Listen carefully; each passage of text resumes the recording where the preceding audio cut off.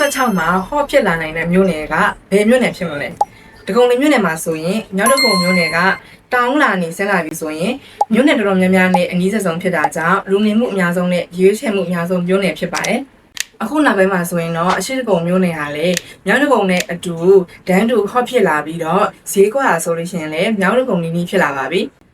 2025နှောင်းပိုင်းကာလတွေမှာတော့တကုံလေးမြို့နယ်ဟာလေးမြို့နယ်စလုံးသူ့နေရာနဲ့အတူစီကာတိုးတက်လာပြီးတော့အယောင်းဝယ်တွေလည်းဒန်းတူညီများကောင်းလာကြပါတယ်။ဒီ2026မှာရောတကုံလေးမြို့နယ်မှာဘယ်မြို့နယ်ကဟော့ဖြစ်လာအောင်ပါလဲ။အခုလက်တလုံးမှာတော့ဒလကြီးကအရန်ကိုမှဟော့ဖြစ်နေပြီးတော့ဒလအိမ်ချမ်းမြေကလည်းအနှဲငယ်ရိုက်ခတ်မှုတွေရှိလာပါတယ်။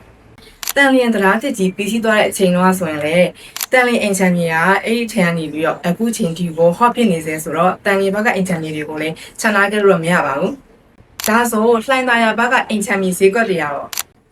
2026ခုနှစ်ရဲ့လာမယ့်လပိုင်းတွေမှာဘယ်မျိုးနယ်ကဟော့ပြစ်လာမှာလဲဆိုတာကိုတော့လူကြီးမင်းတို့ပဲ comment မှာခန့်မှန်းပေးသွားကြပါအောင်နော်။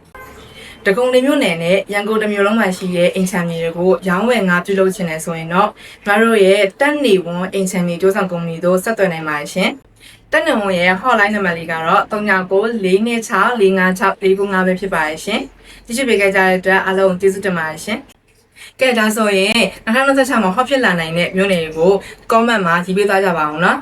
အားလုံးကျေးဇူးတင်ပါတယ်ရှင်။